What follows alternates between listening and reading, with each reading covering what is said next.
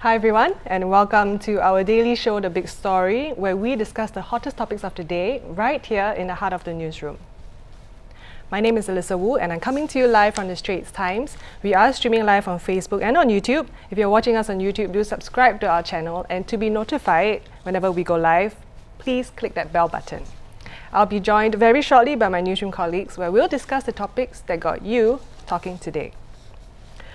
Now, drone users and owners, take note. The advisory panel that was set up in July by the government have made the following recommendations.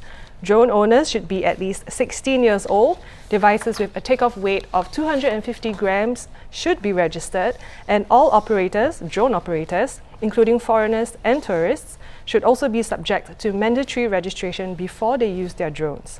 To talk about this further, I have journalist Toh Ting Wei with me. Hi, Ting Wei. Hi, Lisa. Hi. So I only covered some of the recommendations. So what are the rest of the recommendations? So among the other, I think in total there are about 7 recommendations. So one of the recommendations was that for all drones, regardless whether they are bought off the shelf or self-made, they have to be registered. And another thing is that they will want all these drones to be identifiable and traceable. So meaning like if you look at a car, you see the car plate number, you can find the owner. So they want it to be the case for drones also. But it's more challenging for drones because when you look at drones, the size is a lot smaller and it's flying a lot further. So you can't possibly see the number like far away. So what happens is that they recommend that when it's close up, you should be able to see the drone's identification number and to trace it back to the owner. Another thing that they have recommended is for the drone's registration to be made convenient and affordable, because they say they don't want to discourage people from owning drones, but it's more of a registration scheme for the sort of the safety of the society.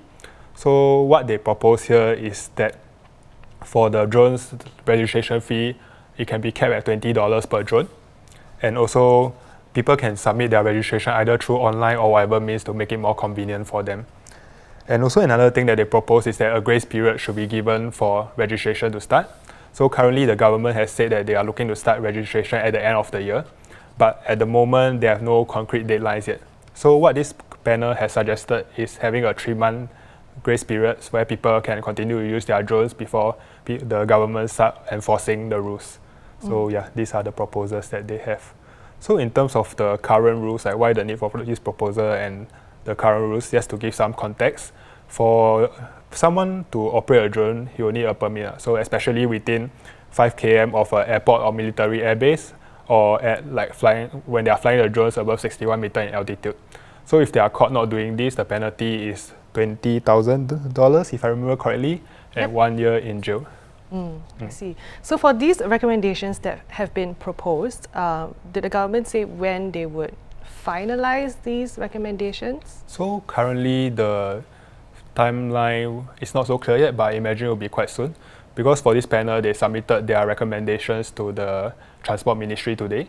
And based on what we have seen from previous reports and things like that from advisory panels, after they submit, things tend to move quite quickly. So the only thing is that this is the first set of recommendations. So the panel has said that they will be working on a second set of recommendations to be due maybe at the end of the year. And for this new set of recommendations, they will look at the penalties for these offences, like making the penalties stiffer, and also looking at how do you educate the users to use their drones properly.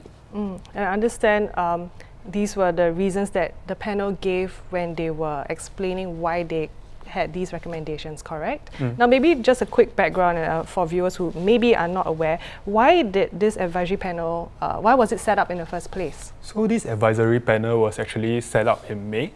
So I think the initial first trigger was due to the incidents at the Gatwick Airport in London last year. So late December last year, if I remember correctly, December 19 to 21, over 3 days, there were drones sighted around the airport. So I think that led to more than 100 flight disruptions or cancellations. So it was quite a big thing then. A lot of MPs were asking questions about it in Parliament in January. So in response then, Transport Ministry said they will be sort of stepping up enforcement and possibly introducing a mandatory registration. So in May, they came up with this advisory panel. And what happened after that, because the advisory panel was initially supposed to make recommendations only at the start of next year, but in June this year, over 2 nights, there were flight disruptions at Changi Airport due to drones being sighted in the areas. So I think that kind of pushed everything forward by quite a bit because it was kind of an urgent situation. When it was in London, it was still a bit distant, but when it's in Singapore at Changi Airport, you feel the need to quickly address the issue. So the committee itself, the panel itself said they moved their deadlines forward by quite a bit. So instead of next year, it became this month, like in August. So yeah, that's the context for this. And the main point they want to do is to make sure, I guess it's also more of a proactive step, even though they are reacting to the Changi incident. That one you can consider it as it could have been worse. The drones could have flown in or something, or there could have been an accident where someone operates a drone outside and a drone falls on someone and stuff. So in a way, all these measures that they are proposing is to prevent any more serious accidents before it happens. Thank you so much, Ting Wei. Thank you. Now, my colleague Ting Wei is doing a follow-up story on people's reactions to these recommendations. If you feel very strongly about these, why don't you comment in the comment section below?